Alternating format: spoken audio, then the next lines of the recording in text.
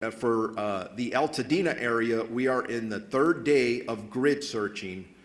It is a very grim task, and we, unfortunately, every day we're doing this, we're running across the remains of individual community members.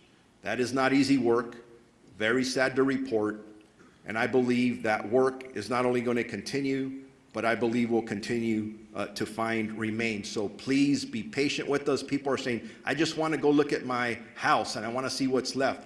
We know that, but we have people literally looking for the remains of your neighbors. Please be patient with us. There's a lot of hazards in the area still. The area has not been rendered safe.